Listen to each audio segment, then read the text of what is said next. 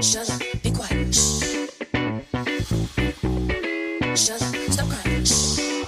You don't wanna, you don't wanna, you don't wanna, you don't wanna. Ladies and gentlemen, good morning, good afternoon, good evening once again. This is Nyaluanga channel, the home of information. Welcome to part 2 of my Nyabohanse conspiracy theory. Thank you very much, my subscribers, for pushing me towards 500, and I know very soon we will be hitting that target. For those of you who are listening for the first time, welcome and enjoy the information.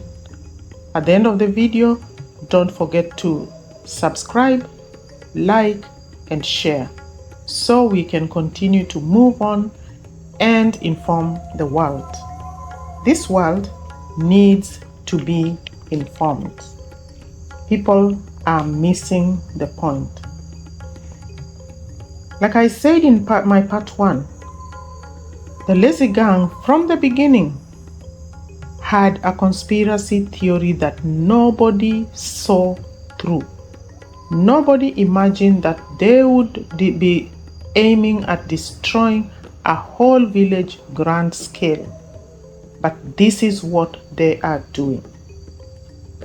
In my last video, I said that to execute their plan, this grand scheme of theirs, they needed to do 3 things. 1, have a spy on the ground to feed them with information.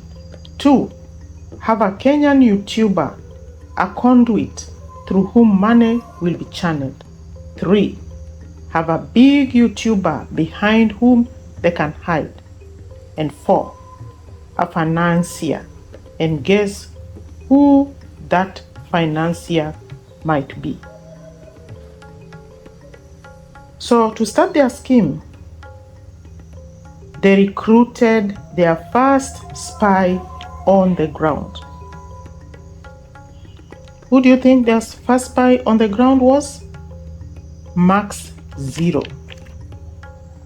Mad Max, the master scammer, was the first spy in Nyabohanse.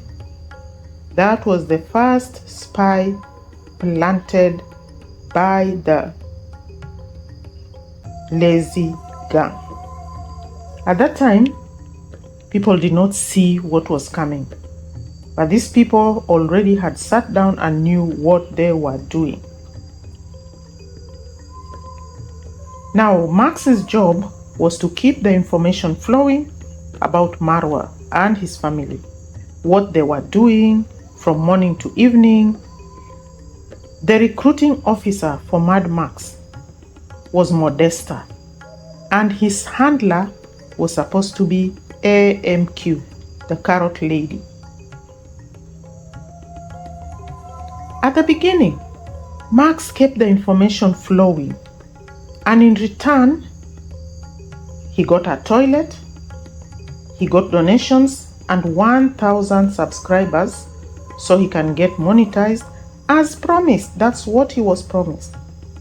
And he started earning as they had promised him. However, Mad Max started getting greedy, leading to a fallout between him and Modesta and the original lazy gang. I'm talking about the original lazy gang, not these others who were recruited and made themselves the lazy gang. This was their first setback, and this is what led to the first crack in the lazy gang group, and it slowed down their progress because some people actually stopped, actually kind of pulled out. I remember that guy who was called Bonnie, and there were some others who slowed down. Remember how they used to post videos like every day, even 2 or 3 videos, all of them about Marwa, hit. They slowed down because of that. Now, the second thing in their grand scheme was to recruit a Kenyan YouTuber, and this is how the carrot comes in. AMQ was at this time an unemployed, unemployable, single, struggling YouTuber with a school-going teenage daughter. She had just been fired from her job in Abu Dhabi and was broke. She was trying to put up some single-room rental houses. She was a perfect catch for these people who are looking for somebody to be their conduit in Kenya. In fact, she was the first Kenyan reactor to join the foreigners who were already hitting at, and most of these foreigners were Nigerians and some people from USA, like what was it called, the one who came to Nyabohanse recently, the Queen of Travels, and some others. So Qarol was the first Kenyan to join them because they needed a Kenyan YouTuber to hide behind. Now, she was later to become Mad Max's handler because Mad Max was recruited by Modesta, but he was here in Kenya. At some point, I Am Marwa was sent to Nyabohanse to go and see Max and actually see if they could put some things in place. I don't think she achieved much. So her job was to scout from other people from Nyabohanse who could be bribed to reveal things about the Marwa family, and at that time also Mayugno. So this is how the bribery money started flowing into Nyabohanse, and I'm sure you can remember how she tried to even bribe Samuel's mother by sending her $1,500, shillings rather, not dollars, bribing Uncle Mo with money to buy things for the house, and then trying to bribe David. You know, all these things were to now try and get Marwa off the list. So their aim was now to get Marwa out, send David money. Once he was hooked to their money, use him as the pointer person that they could now use to control things in Nyabohanse. But it didn't work that way because David woke up, Uncle Mo woke up, and things changed. All this backfires in AMQ's face. The only thing that remained is Max 1, because Max has no skill, has no job, has no profession, and therefore he is destined to continue begging. He's too lazy to look for a job. Now, like Max, AMQ became greedy. She wanted more. She discovered there were people who were donating, and the Nigerians are the ones who were getting the money and deciding who should get what. So, the lazy gang split into two: the pro-freedom donations and the pro-controlled donations. One team wanted to reach out to donors freely on their own without having to go through the original lazy gang team, exclusively the West African Nigerians mostly. The controlled donations wanted to control the purse strings themselves and use these donations to reward loyalty and hard work and to keep the group in check by deciding who should get what donations. The Splinter Freedom Group, on the other hand, headed by I Am Marwa, started reaching out to donors themselves and went wild with money. They let out the kind of donation mayhem that you now see happening. The chaos that you now see happening was unleashed by I Am Marwa because of her greed, because she wanted to reach out to donors herself, and she felt that those guys were getting so much money and were only sharing a very small part. So she completely lost control of the people who were supposed to be under her because of her greed.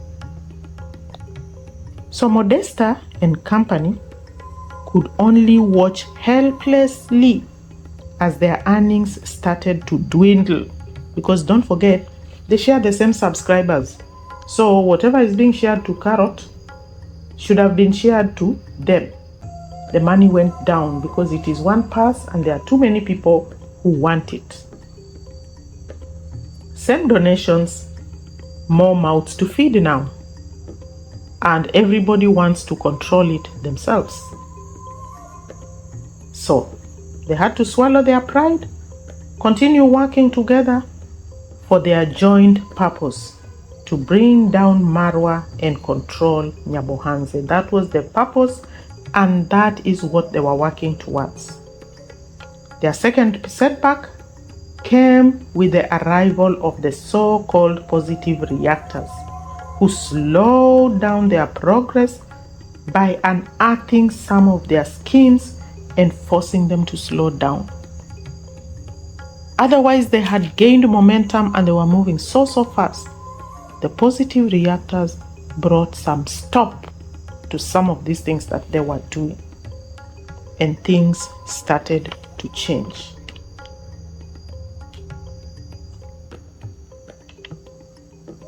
Now, can you see how a group of people from somewhere very, very far can just wake up from somewhere and decide that they want to control a family? That they want to control a family. It's very, very sad, and it's really, really, really so disheartening. Now, the third thing the lazy gang needed was a mega financier. I'm sure you know who it is. I will not mention his name. His job was to keep the money flowing, to grease the hands of those who needed to be greased. Their assumption was that these guys were too poor, so a little pocket change would suffice. But they were wrong. The so-called poor people, in quotes, developed huge appetites. They were impatient, they wanted more, and they wanted what Marwa had, again in quotes. So the lazy gang realized that they needed more financiers to satisfy these people's appetites. So now that is how subscribers started coming in. So remember, now we have more people. We have people reaching out to the financiers themselves, and there is no control. People are just asking for money left, right, and center. And people are greedy, they want more. So among the subscribers, there were also predators. People who are ready to pour money to ensure that one family and their friends calm down. And this is how the bribes came in. Money was flowing through AMQ. And it was going to those who were ready to throw dirt at Marwa, to his family, to his friends. And this money was being channeled through Qarol or AMQ. And at first, it was going to Qarol and then through Max, and then Max would deliver it to the people. Any random person who wanted to talk bad about Marwa, throw mud at Marwa, you are welcome. Money would come to you. In fact, people were even being called with offers being made. As long as you could just say anything bad about Marwa, you would get money. If you didn't have a channel, you were asked to open one or go to Mad Max to do it for you. You know, it was a big, big project. Can you see it was a big project? And all this thing was done at a price. They'll open a channel for you. They'll get their subscribers to join your channel, and before long you are monetized. And meanwhile, donations will be coming. People who are working for Marwa being enticed to leave so that they could spill the beans. You know? And this was now even more intense when the party started. Now, the fourth thing rather, that the lazy gang needed to do was the backing of a big YouTuber. Again, I will not mention names, but you all know the only big YouTuber in the whole world who has been supporting the lazy gang, who has been leaving comments on their channels, who has been entertaining Marwa's enemies, and even making derogatory comments about Marwa. Only one big YouTuber does that. The same YouTuber who is now conveniently, I'll put it in quotes, in Kenya for the grand finale. So don't quote me. I didn't mention any names, but do your own math. If you know math, you will get the answer. And finally, to put the icing on the cake, they had to get a muscle man who doubles as an errand boy. That is where Nairobi teacher comes in. Look at his excuse. The excuse he gave for why he started reacting against Marwa. A very, very, very stupid, lame excuse. That because one of them said something about me, my channel was doing very, very well. In fact, I was doing well. My numbers were good. And then he reacted about me, or he said something about me, and this affected my channel, and people started unsubscribing, and then my numbers went down. When the truth is, I don't know what he said in his recent interview, because in a recent interview he also said why he started reacting, but in a video that he did before, he said that one of them said some bad things about him which affected his channel, and his numbers started going out, and his children need to eat, and he needs food and money to pay rent. So he said he will react against him. This is such a lame excuse for someone to say that I'm reacting against you because what you said caused my views to go down and my children have to eat. The truth is, he was making horrible videos. His views were terrible. Even if you look at his videos from last year or the other year, he used to do interviews and they were terrible. His views were like 200, 300, 400. He never had any good viewing. That's a fact.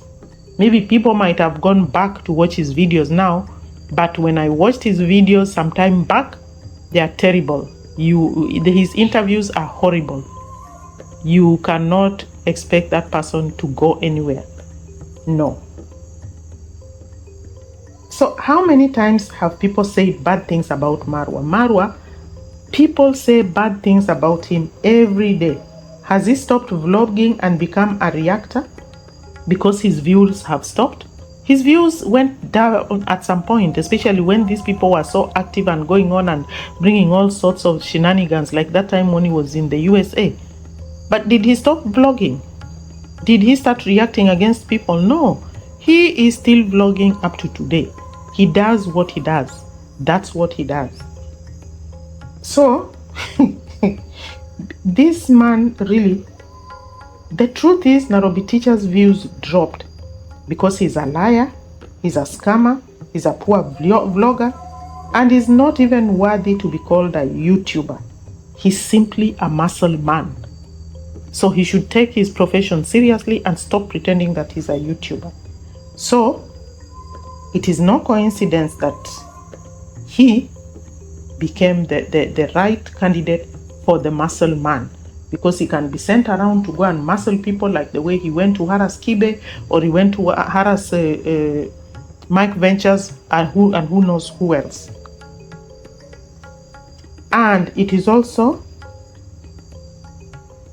no coincidence that when Minhawi ditched Marwa, King of Travelers came to Nyabohanse, and Nairobi teacher also came to Nyabohanse. And right now, a kingpin YouTuber is being waited for to visit Nyabohanse. And like I said, my viewers, God is not man that he can lie. His word always comes to pass. His word always comes to pass. Look at the enemy now, fighting among themselves. The liars, tripping on their lies, like these ones who are calling people children pregnantas, yet they have brought their sisters who have been married over and over again to come and trap people so that they can get money. Those who pretend they are sick so they can be sent money. Those who pretend their mothers are sick so they can be sent money. All these are people who are now tripping upon themselves because their lies are coming out. And these scammers will be caught in their own nets. They will be caught in their own nets. But the bottom line is, this situation that is going on in Nyabohanse is a situation that is orchestrated by the lazy gang. And whatever happens, they are 100% responsible for the anarchy that is now going on in this village and whatever else will happen as a result of that. Because one, they introduced this thing of bribing YouTubers with subscriber money to throw dirt at one family. They started sending money to random people to react against Marwa. In fact, people are being offered money to say bad things. They turned people who are working for Marwa against him with money so that they can have some Marwa secrets.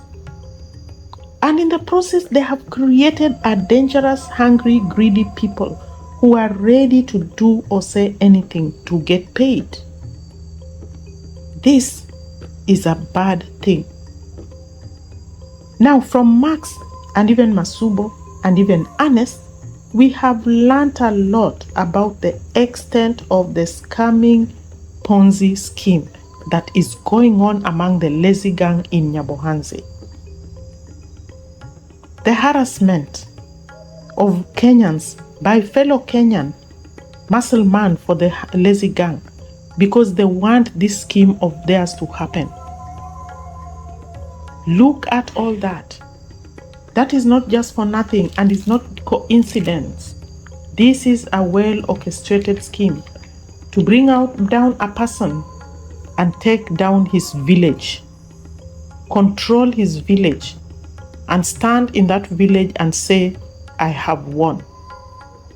You cannot come and kick somebody out of his village because you are jealous of him. You cannot do that. So, like I said before, we as people who are looking from a different angle, one, we need to pray. Pray that these people are brought to book. Two, we need to come out and call these people out and take action with the law where necessary. For Marwa, may God keep you safe in Argentina where you are right now. God sent you to Argentina for a reason, and you can see it now. Because imagine what would have happened if you were in this village at this dramatic moment. At this point in time, in fact, I even heard Gintu saying that there will never be another party in this village. There will never be another party. Who is he? He is not the chief. He is not the administrator. He is not the government. He has no say over what happens in Marwa's village or in Marwa's home. If he decides to have a party in his home, he will have it. And Gintu, take my word, if you want to play with the law, you will see the hand of the law. The hand of the law is very long, and it can catch you from whichever stone you are sitting under. My dear viewers, thank you very much for listening. And this conspiracy theory I'm talking about is not just a hoax. It is reality. Watch out.